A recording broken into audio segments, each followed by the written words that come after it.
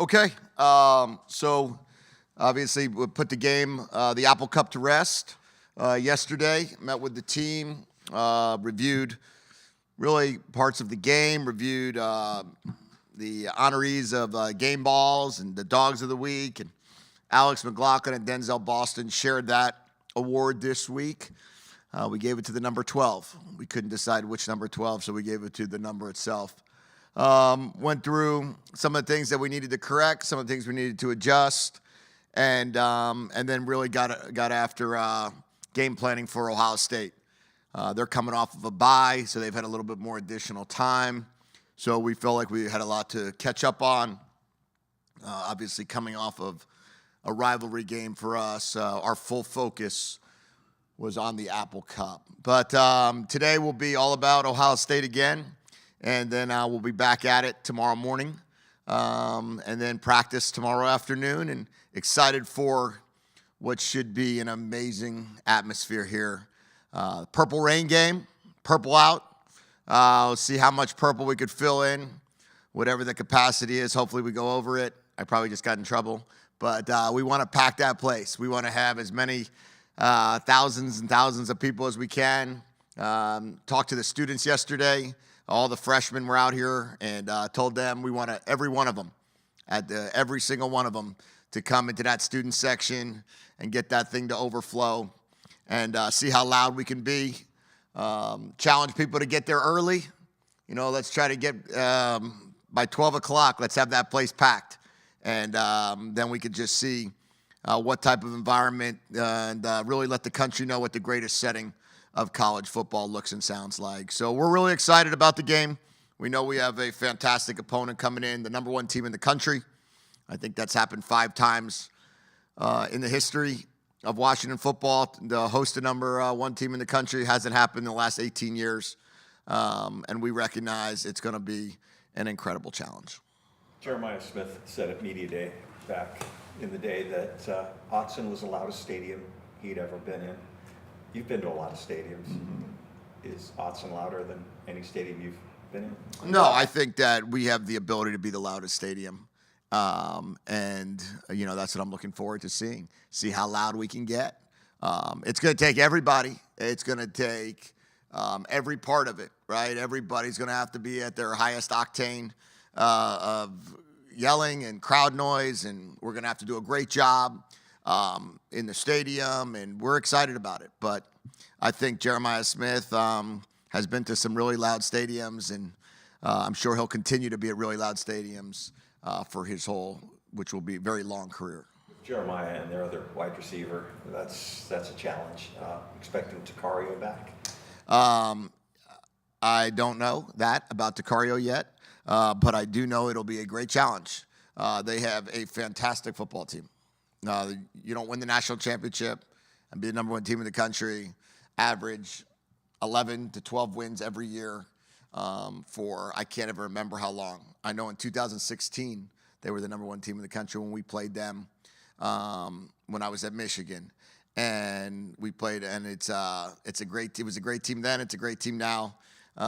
Coach Day has done an incredible job. He recruits at the highest level. Their team prepares at the highest level. Their coaching staff is of the highest level. So every part of it will be a great challenge. It's not just Jeremiah Smith, but he's certainly one of the best wide receivers in the country.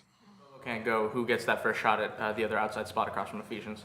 Well, we'll be in a full competition mode right now between Leroy and Dylan, Rashawn.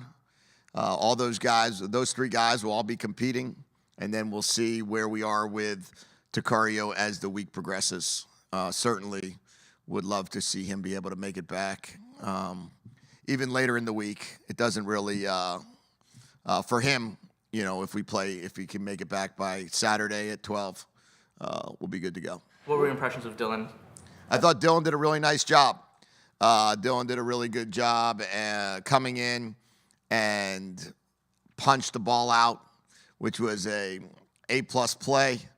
And then he did a great job. He had a tackle for loss. He lined up offsides on one goal line play, which is a great teaching moment. But, you know, Dylan's a true freshman. and he's going to learn a lot. But just like the other true freshmen that were playing, you get better by playing football. What's Buddha's situation? Still waiting to hear the final results, but he will not be playing this week. Does he have a chance to play, do you think? I don't know. I haven't gotten the final results yet of his testing. But I don't expect him to play here for the next few weeks at least. What's the message for Leroy after the performance he had in the Apple Cup? Get better. Get your confidence. Feel good about the way you play the game. Feel good about all your preparation. Think about how well you played all spring. Think about how well you played in training camp. When Takario and Efi were coming off of injury and you were the guy, you had amazing practices, and we'll get you back to that and just continue to build off of your confidence of being a really good football player. There's critics out there criticizing you for throwing the ball late in the game and scoring the additional points, piling it on. How do you address those critics? I don't address the critics. Our job is to play football. Our job is to play offense, and that's what we did. It was a short plane ride home, but can you just kind of describe the atmosphere on the plane flying home with the Apple Cup? Yeah, it was fun. It was a great deal. It was a lot of fun, and we really wanted this one. We really wanted that trophy back, and we prepared really hard, and the players and the staff poured everything into it. And we had to go to a very hostile road environment. They had a great crowd there. They were loud. It was a challenge early to handle their crowd noise, and they did a great job. Their team was prepared. Their team was ready to go. Their quarterback played well. They have a good team. And so it was an exciting plane ride home to get back with the Apple Cup and to also just come back from the road with a win. Is Jacob Manu getting closer or close enough to be able to play anytime soon? And does any of the calculus with his red shirt change given Buddha's injury? Have not gotten involved in the red shirt conversations yet, but Jacob is very, very close. How quickly can you expect him to be able to jump back in, considering he's never played in this defense and he's had a long injury layoff? When Jacob's cleared to play, he'll play. Even if he does play, are you concerned about your linebacker depth because it's kind of taken a hit? I mean, you always are concerned when you lose a starter, but we have X-Ray Alexander here. We have Devin Bryant here. Jacob Manu will be cleared to play very shortly. Zadrius will be cleared to play shortly. So we lost one player. So I don't see that as it's unfortunate that it happens, but in the game of football, you're always going to count on injuries are going to occur, and you have to be able to have a next man up mentality. And we brought in a lot of players. We brought in 3 transfer linebackers. So with Hayden Moore, and then we also signed the best #1 player in the state of Washington as a linebacker as well. Is there any chance that's this week for Jacob? Yeah. How does it? Comes home with Big Ten Player of the Week. That's 3 for 3 for you guys this year. How did you assess his performance in that game? Yeah, it's pretty awesome that we've had, the Big Ten Offensive Player of the Week after each one of our 3 games. We've had Jonah twice. We've had Damon now, and rightfully so. Damon played fantastic. He was 16 for 19. He was 296 yards passing. He ran for another 88 yards. He scored 5 touchdowns. I don't know how much better one can play. He continues to make great decisions with the football. He leads the team. He's led the team in numerous scoring drives in a row. He has great confidence, and he prepares exceptionally hard, and the team follows him. Demond is really a special football player. He's 19 years old and is playing at an exceptional level, very poised, and will only get better every week. And this week, the next week, the next week, the next week, we've got 9 in a row Big Ten games. So each week he's going to have to improve and then see how good he can be. But I certainly believe that he was the rightful pick of the Big Ten Offensive Player of the Week this week. How'd you feel X played when he stepped in for Buddha? well. I thought he did a really nice job. He has a ton of experience as a starter. He's been an all-conference player. He's done a lot of good things when he was down in Central Florida. He did good things when he was at Idaho. He's experienced. He's done it before. He's played in big games. The reason why we brought X in here to compete for or be the starting linebacker. So he'll be that this week. He was a little underweight when he got here, and you guys suggested he bulk up. Yeah, he's definitely not underweight any longer. He's, I think, he's in a great spot physically. Looks great. Probably 235 pounds, 238 pounds, and he's got great height, great size. So yeah, he's in a good spot. Jacob Manu's probably in a very good spot, and Devin Bryant's in a good spot. So it's always unfortunate when you lose somebody. Buddha was playing at a very high level, but we'll do the best we can to have a next man up mentality. Who's going to wear the comm helmet if Buddha's not in there? I don't know. We haven't talked about that yet. We'll talk about that in our staff meeting this afternoon.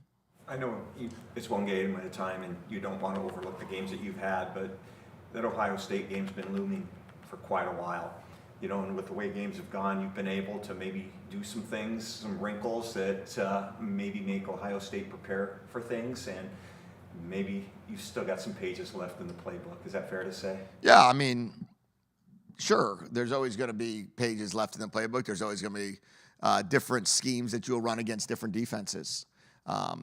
Coach Patricia's a fantastic defensive coach. They have a great staff. Coach Day does a great job. They're going to prepare. They're going to be very well coached. They're going to have a really good game plan. So we're going to have to match that the best we can. And with their players and with their personnel, we're going to have to match that with our players and our personnel. So we're going to do the best we can to go out there and play our best game and continue to play at a very high level.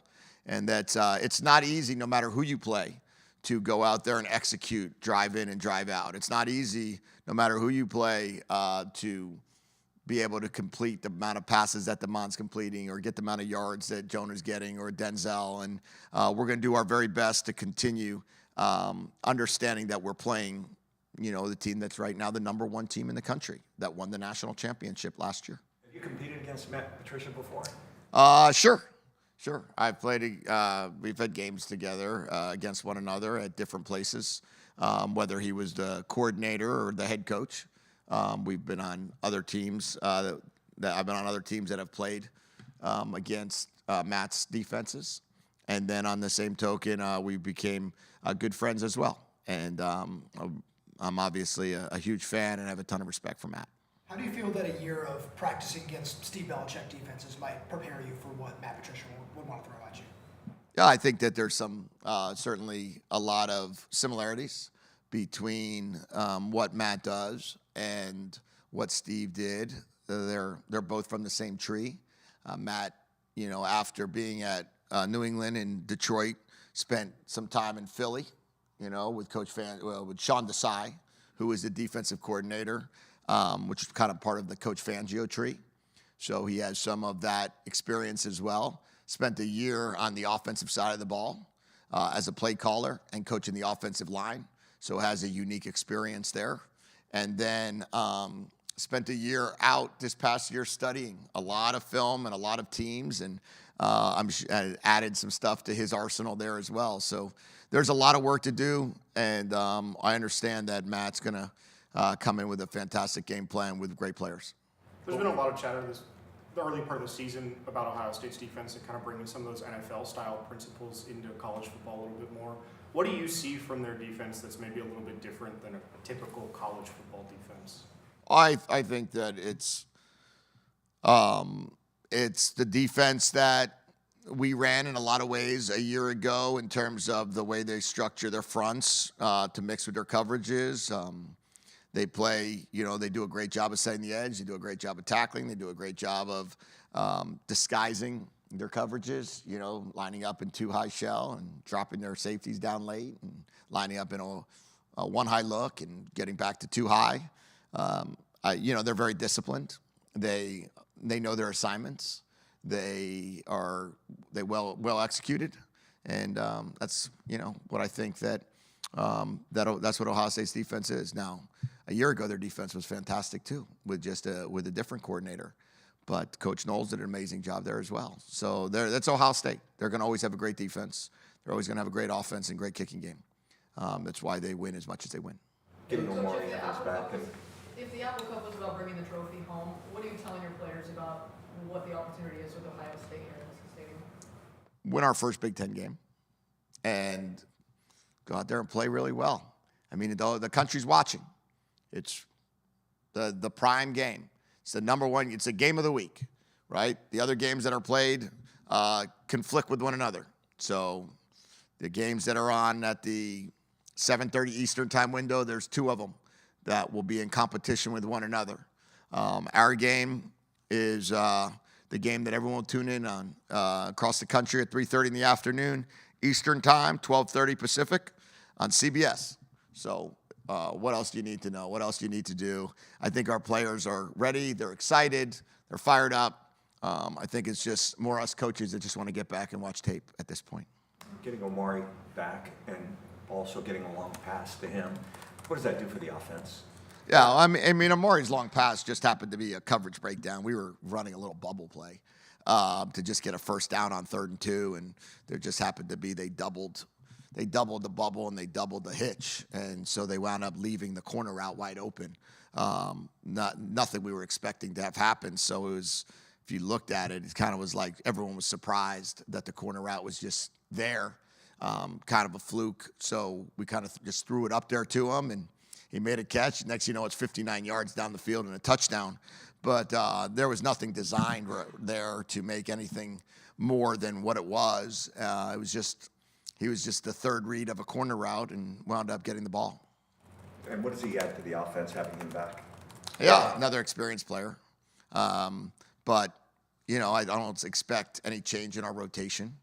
And I think it's just nice to have more players that are available to give a break here, give a break there, and continue to add in schematically into our system that we can, you know, create some more plays for him if he continues to practice well. And but we've got some good wide receivers, and Raiden and Desmond and Denzel obviously are really good players. And then you add in KG and Amari, and Audric made a huge catch on 2nd and 4 that kept the drive alive to give us a first down and then get us into the end zone there. So all the wide receivers will continue to play. The athletic department announced an expansion of the fundraising campaign today. It sounds like they've pretty pleased with the progress they've had so far.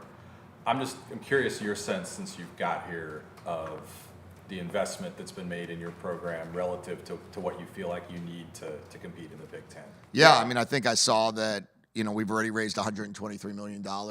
We had a goal of $300 million. We've increased that to $350 million. The cost of doing business is expensive. But if you look around our building, there's not a thing that's not new. There's not a chair that you're sitting in that isn't redone. There isn't a TV that isn't new. There isn't a Exos computer or a video camera. There isn't a wall graphic that we haven't created. We've given our players a recovery lounge. We've given our players a brand new weight room. We've given our players a brand new Gatorade lounge where they're going to be able to fuel. We have a brand new eating facility for our players to be able to have 3 meals a day and give the ability to have some fantastic meals to eat with their student athletes. So in terms of our investment over the 18 months that I've been here, there's nothing we haven't asked for that we haven't gotten. And the most important part of it is to make sure that our players are reaping those benefits. And that's what our program has been about. When I got hired, and from the last place I was at, the biggest point of emphasis I've always said is that it's a player-centric program. What we can do for our players is the most important thing we can do. Can we help them recover? Can we help them rest? Can we help them become a pro? To do that, we have to continue to invest in them, and that's what we've done so far. Keeping that in mind, are there any plans you have going forward, thinking about the Go Big Fund and everything else like that? Yeah, we're always going to look to continue to be a part of the arms race of college football.